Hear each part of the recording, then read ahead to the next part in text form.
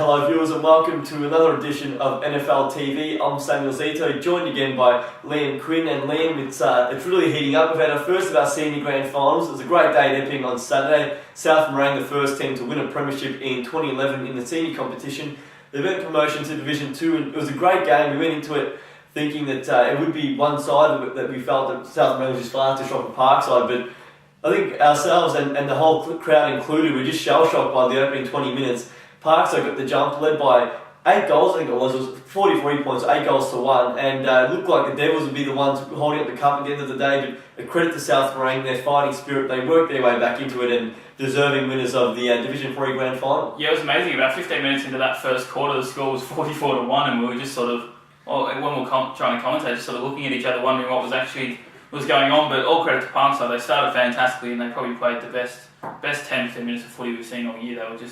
They couldn't do a foot on, they were kicking goals from everywhere as well, and then South Morang, all credit to them, showed why they were probably the best side all year, were able to just work their way back into it, didn't do it all in a hurry, got back into it by half time. Even at three-quarter time when they were down by a goal, you could hear the players, they were yelling at each other in a good way though, not in a negative way or anything like that, but just pumping each other up. They knew they still had that belief to get across the line, and then that last quarter they just slammed on the 6 goals to 1, and it was, they were home from there. So it was a fantastic effort for them to come back. I think the first 20 minutes was a shock, more so the fact it was a grand final and how little pressure that Parkside seemed to be under. They were just moving the ball out of the centre so easily and kicking goals at will. I know a few of them were just long bombs from 50 and even from the boundary. They just seemed to be going in no matter where they kicked them from. But I think after that we saw a great grand final, and it was just, the intensity was magnificent. The way the crowd got into it, as well as South Morang fought back, and Parkside was gallant because they were probably, they don't have the depth of a South Morang outfit where they probably can't rely on as many players to get him over the line, but they were great and they held on right till the very end. But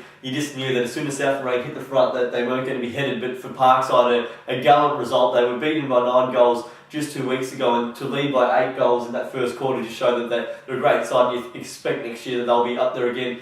Disappointing, it was a third grand final in a row. They've missed out on 2 opportunities now at Parkside to progress to Division 2, but I don't think anyone would begrudge South Morang, who's been the best side all year in the 3rd Division, and I think we'll do quite well next year once they are promoted into Division 2. Yeah, you think so. They do have a lot of great depth in that side, and they've sort of managed to be able to top up. They got in some big imports this year to sort of fill up the top of that team. They've got some really good young players coming through as well, so that'll be one of the positives for them. And in Division 2 next year, they've definitely shown they'll be able to match it, hoping they keep hold of all their players. But from the word we sort of heard from the coaches on Saturday and just from around the clubs, they seem to be pretty confident they'll keep all those key players intact. And we saw that those running defenders they have in Stevens and even Clarinos was fantastic on the weekend. He was a little bit quieter the fortnight ago, but they've just got such experienced hard bodies in those key positions, and the youth they've got as well on the wings and that sort of thing just really run and carry them into Division 2.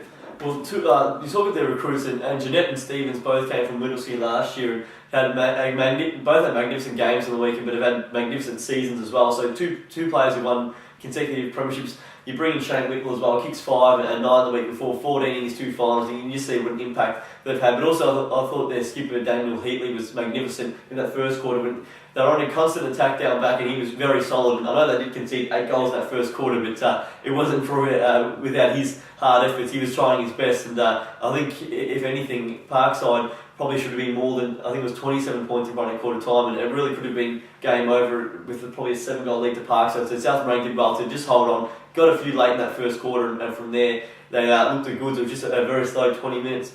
We see our second grand final this weekend when Lower Plenty takes on Epping at Preston City Oval. It's the NFL match of the day on Saturday, so make sure you're tuning in from 1 p.m. For the preview show, and then of course at actually 2:30 will be the main game this week. It's just delayed a little bit with the extended celebration from the 19s and the reserves premiership celebrations, I guess. But looking at this game, you have to tip Lower Plenty, I guess, just on the basis of the fact they're going in with 13 straight wins. They've lost once all year, way back in round 6, and have not put a foot wrong. They've played Epping 3 times this year. They've won all of those games. First time around we saw it was a 52-point win to Epping, and they were just magnificent that day. And I think that was the first clear sign that they were going to be the ones to beat this year. In round 1, they beat Thomastown, but it wasn't convincing at all. But in round 2, they just showed that they were all about in season 2011. Since then, though, 2 very close games. They've won one by 15 points, and then 2 weeks ago by 25 points in a game where they trailed for the whole first half. I think Lower Plenty's favourites, but I think Epping is a really good chance this weekend, and I don't think they're going to be overwhelmed taking on Lower Plenty on the weekend. It will be Epping's first grand final since 1990. 21 years, massive amount of time. So it's almost as old as us, Sammy. But great work for Epping. They've been, at the start of the year, I think they were after that loss, they were 0-2. So 0-2. I think they might have lost the next week. So it might have been 3 losses. 0-2 they were. Yeah, so struggling. Fantastic work to get back from where they were. And after Labour obviously started so well, then disappeared a little bit. Epping were probably the biggest challenger to Lower Plenty all year, and it's great to see that we should have the two best sides will play off in the grand final. Diamond Creek, fantastic work to get through to the prelim last week, knocking off Layla in the first week of the finals for Divi 2, but just couldn't really match it with Epping. It's Minackery kicking 9 goals 15, so that hurts them, especially when you think they're going to have to produce one of their best performances to get up, and they just couldn't make it count on the scoreboard. But yeah, you can't really go. Lower Plenty would be the tip for this one, but Epping have been very good, and they could, even when we saw them against Lower, when they've been challenged at times, they were down, and they were up in that one, then got challenged and fell behind, and then were still able to sort of find it and get back and win. So they've definitely got a lot of determination in the squad. You wouldn't put it past them. Maybe surprising Lower Plenty on the weekend. Well, I think that they'll be very confident. I know they have lost, as we said, all 3 encounters. They have been really close, and 2 weeks ago they were really right in the hunt. With 10 minutes to go, it's only 2 points of difference, and Lower was good enough to kick 4 of the last 5 goals. But it just shows that you get to a grand final, if it's 2 points in the last quarter, you know it's going to go again either way, and you just wonder whether Lower can do that again and break away. On paper, Epping's lineup, have a look at it, you get the likes of Daniel Moore and Jared King, 2 fantastic players. Kefalis has kicked 6 goals on the week, and he's in some really good form. He's had a few hamstring problems throughout the year, and we haven't seen him at his absolute best. In the second half of the year, he's really starting to kick a few bags of goals. He helps out Willis down there, who continually gets on the goal scoring sheet. So they've got plenty of, great players in their lineup. We know what Lower Plenty has with the likes of Gill up forward, with Darcy Barton and Billy Barton in the middle. Magnificent players everywhere. You talk about a side that's only lost once. It's very hard to tip against them in the grand final, but there is going to be a lot of pressure on them. They did lose the grand final last year to Whittlesea, albeit they did go in as underdog on that day. But a lot more probably biting on it for Lower Plenty, but I just think this side, under Gary Ramsey, they're a determined bunch. They're very level-headed. The fact they lost last year's grand final is sure to hurt them, and I don't think they're going to be, overawed or weighed down by that expectation or that burden. I do think that they should win this game. I reckon by about 3 goals as well. Yeah, it could be a massive day for Lower Plenty. Obviously, they've got the 19 reserves and seniors, so they could get the Queen Sleeve for Division 2 on Saturday. So, even again, talk about that pressure. If they win the first couple and then it was just on the seniors to cap off the hat trick, there could be a little bit more pressure. But yeah, as you said, you think they'd be around that sort of 15-20 point margin. That'll be a little bit too good for everyone. Well, you think in all those 3 games, getting on as favourite, because the 19s haven't lost all year, and they'll take on Diamond Creek, and you'd imagine that just given the form, Diamond Creek I think come from 3rd or 4th on the ladder to make this grand final. So they've had a great run. Every game they've played, actually been elimination in 19. So Lower Plenty goes in as favourites there. In the reserves, well, they had to go through the long way in the end. Lower Plenty, they didn't lose the game in the home and away year. In fact, correct, and then lost by 4 points in that first final to Diamond Creek, and I reckon that might really burn them, I think, and I think that they should bounce back in the weekend, and then in the grand final, of course, they'll be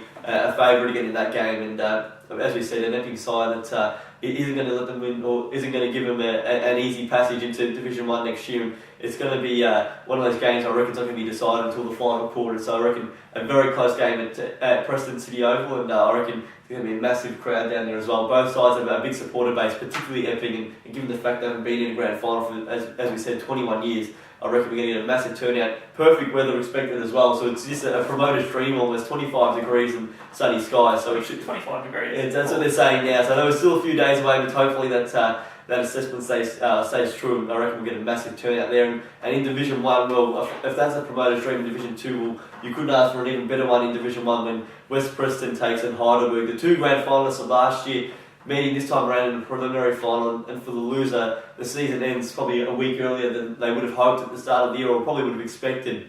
Heidelberg wins, they make their 8th grand final in a row. For West Preston, a win ensures they get a chance to go back to back the following week when they take on Bandura. It's a massive game, and these two, I guess, given what happened in last year's final series, they're going to be they don't probably like each other as much, and we know it's an interesting one because West Preston's form has been so good in the final series. I reckon they almost go in as a slight favourite, given the fact that they've won the first week of the finals against an informed Montmorency side by 62 points, and on the weekend it was I think it was 54 points against, or 44 points in fact against Greensboro, but they were just never going to lose the game. Kicked 6 goals in the first quarter, and from there, just as we said, just never going to be toppled from there. Yeah, I've been a big fan of Greensboro. I actually thought they could maybe surprise a few teams in the finals, but they were just smashed by West Preston. Their pressure and things around the ball, I've never seen Greensboro make that many mistakes in a game this year. They were just just had no time to get their kicks away under so much pressure. And then even if they didn't have the direct pressure, it was sort of inferred pressure in their mind. They knew there was going to be someone chasing pretty hard from West Preston, and they were just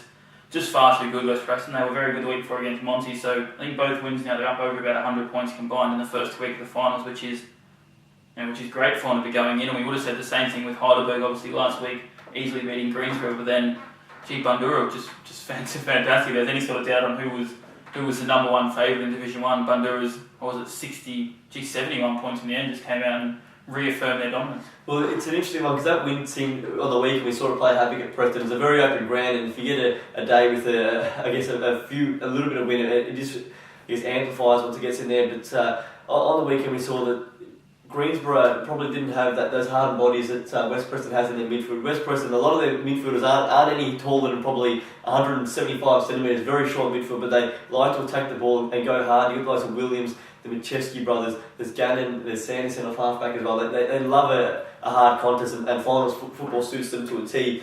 You add Anthony Rockets to the mix down forward, who's kicked 5 goals this week. He kicked 4 goals 5 the week before, and then a bag of 5 leading into finals, so he's in good form.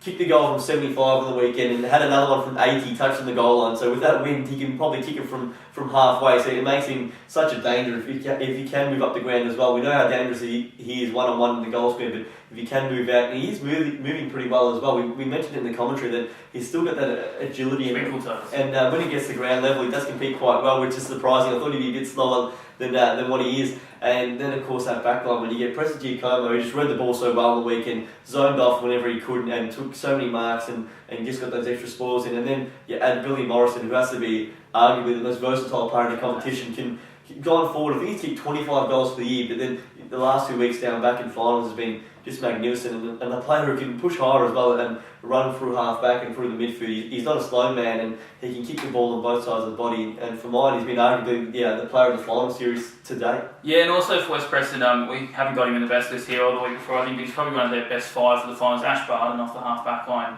You're speaking about those sort of small hard midfielders. I think we'll have him about on the weekend, and the record has him at about 170 odd centimetres and 95 kilos, so very strong, quick little unit. So he was again fantastic on the weekend. We saw he was on. I think James Love was given the task of sort of almost playing as a bit of a defensive forward on Barton. He was just far too good, and he's second week in a row. He was just able to dominate off the half back line, pushes hard down the wing as well. So that's the key with West Preston. You can go through half their sides in the last fortnight, and you'd say they've been fantastic. So they've all definitely found form at the perfect time of the season, and Heidelberg will have to reverse last week's form. But as you said, 8 grand finals in a row. It'd be you'd write off Heidelberg at your peril, but I think that West Preston should probably be a little bit too good, but there'll be plenty of feeling in this one on the weekend. Well, it is an interesting one because we saw Heidelberg the Saturday before, and they just overran Greensboro, and you would have felt it would have gone the other way if it was a close game that Greensboro had the younger bodies and the legs, but it didn't work out that way. Heidelberg on the weekend, I thought that'd be a really close game, and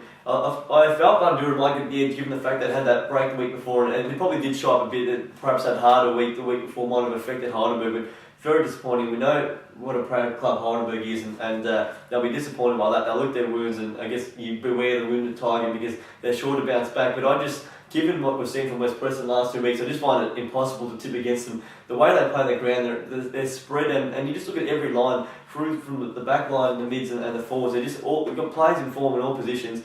We saw even Glenn Robertson in that first quarter when every Greensboro probably defender was attracted to Rocker. He just was almost a decoy and kicked 2 goals, and he was quiet after that, but he just showed in patches what he can do as well, and they just got wins across every line, and I really do think that they've got what it takes to topple Heidelberg.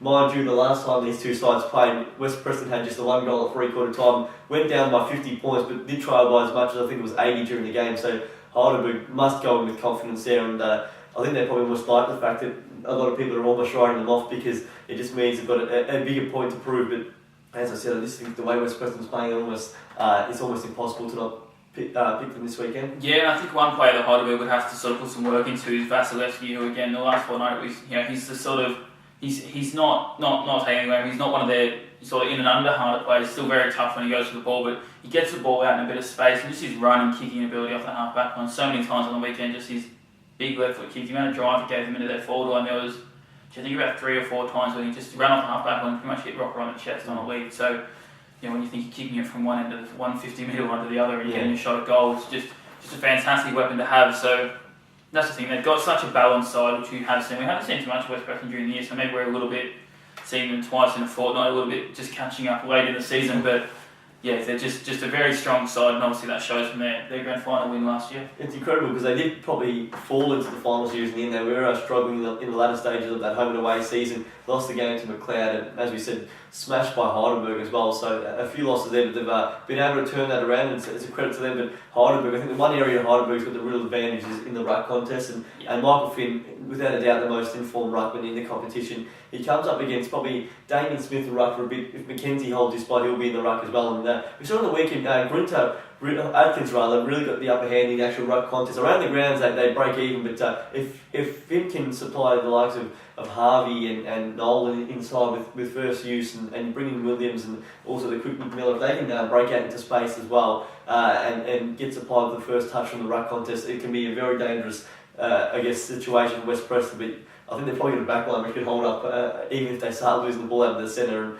I just think there's at the moment a more balanced side of West Preston. I do fancy them to take on Bandura in a week's time, whoever really wins is going to be a great game. Bandura in some great form have shown that past disappointments in the finals have been put aside, and a fantastic win. They'll be confident now. They get another week off. I don't think it'll be of any detriment. They've probably got a few sore bodies there, and we know Sharpen will probably be back in a week's time as well. He's got plenty of time to recover now, and it just probably means they're going to be able to strengthen their side even more. So it's going to be a great preliminary final this weekend. Of course, it's on Sunday. If you can't make it to Preston City Oval, we'll tune into 88.6 Plenty Valley FM. Myself, Quinny and Seats will be calling all the action, and as we said before, on Saturday it's the Division 2 Grand Final from 1 p.m. Make sure you're tuning in, and make sure you're back here again next Thursday to watch us preview the Grand Final for Division 1 and also wrap up all the action from the Division 2 Grand Final. We'll see you then.